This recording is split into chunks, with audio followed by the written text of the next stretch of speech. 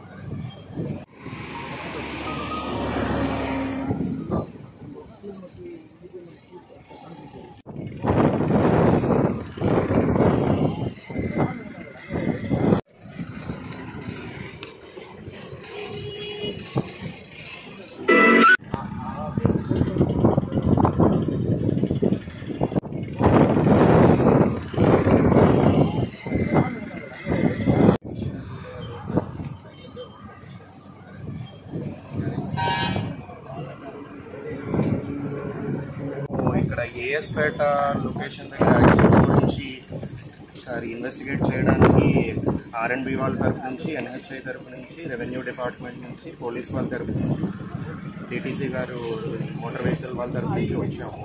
Last 2 accidents జరిగిన తీరు ఒకసారి గమనిస్తే, మొదటి యాక్సిడెంట్లో ఆటోలో మొత్తం 11 మందిని కూర్చోబెట్టారు. 4 ఉండాల్సిన ఆటోలు 11 మందిని కూర్చోబెట్టడం వల్ల వాళ్ళు టర్నింగ్ తీసుకునేటప్పుడు కంట్రోల్ చేయకపోవడం వల్ల ఆపోజిట్ సైడ్ నుంచి వచ్చిన ఇక్కడ రోడ్లో 80 కిలోమీటర్ల స్పీడ్లో రావాల్సింది వాళ్ళు 120 కిలోమీటర్ల స్పీడ్లో రావడం వల్ల కొలిషన్ గట్టిగా జరిగింది. ఈ మోటార్ వెహికల్ వాళ్ళు, పోలీస్ వాళ్ళు, ఆటో వాళ్ళకి కొంచెం అవగాహన కల్పించి ఎక్కువ మందిని కూర్చోబెట్టకుండా రూల్స్ ఫాలో అవ్వి స్లో అయ్యి జంక్షన్లో వెళ్ళమని చెప్పి, అదేవిధంగా ఎన్హెచ్ఐ తరపు నుంచి ఇంకా రోడ్డు ఇప్పుడు కండిషన్ అయితే సైన్ బోర్డ్స్ అవి మొత్తం అన్నీ ఎక్కడ అయితే పెట్టాలో అన్నీ పెట్టున్నాము.